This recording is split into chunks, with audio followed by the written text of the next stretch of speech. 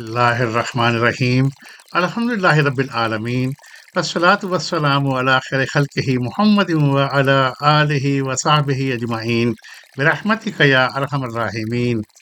السلام علیکم ورحمۃ اللہ وبرکاتہ۔ میرے محترم بھائیوں اور بہنوں، اسلام علم کا دین ہے۔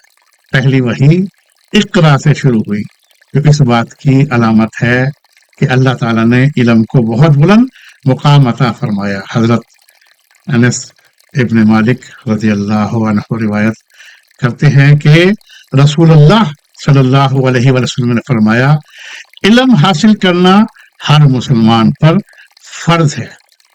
حوالہ ابن ماجہ 224۔ اس روایت کی سند کے بارے میں محدثین کی آراء موجود ہیں، لیکن اس کا مفہوم قرآن کریم اور بہت سی صحیح احادیث سے پوری طرح ثابت ہے۔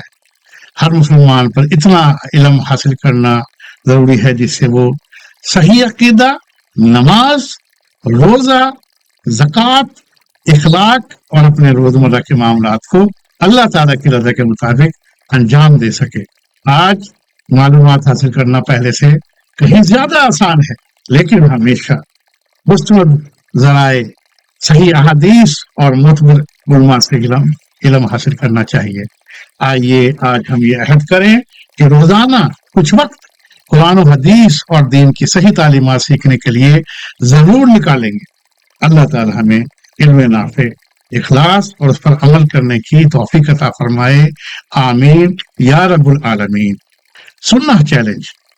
آج دین کی ایک نئی بات سیکھیں، ایک صحیح حدیث پڑھیں، اپنے گھر والوں کو اسلامی سبق سکھائیں، علم نافع کی دعا کریں۔ ون حدیث ون ایکشن۔ آج یہ عہد کریں، میں ہر روز کچھ نہ کچھ علم نافع حاصل کروں گا اور اس پر عمل کرنے کی کوشش کروں گا۔ آج کی دعا، اے اللہ، میں تجھ سے نفع دینے والا علم، پاکیزہ رزق اور قبول ہونے والے اعمال کا سوال کرتا ہوں۔ قرآن کو میرے دل کی بہار کا اور میرے سینے کا نور بنا دے، آمین ثم آمین یا رب العالمین۔ اے اللہ، اگر اس کام میں خیر ہے تو اسے قبول فرما، اور اگر اس میں کوئی کمی یا ریا ہو تو مجھے اس کی اصلاح کی توفیق دے۔ یا اللہ عز و جل، ہر اس شخص پر اپنی بے شمار رحمتیں اور برکتیں نازل فرما جو حدیث مبارک کو سنتا ہے، اس پر عمل کرتا ہے اور اسے صدقہ جاریہ کی نیت سے دوسروں تک پہنچاتا ہے۔ انہیں دنیا اور آخرت میں بہترین اجر عطا فرما، ان کی مغفرت فرما، اور اس عمل کو ان کے لیے ہمیشہ جاری رہنے والا ثواب بنا دے، آمین ثم آمین یا رب العالمین۔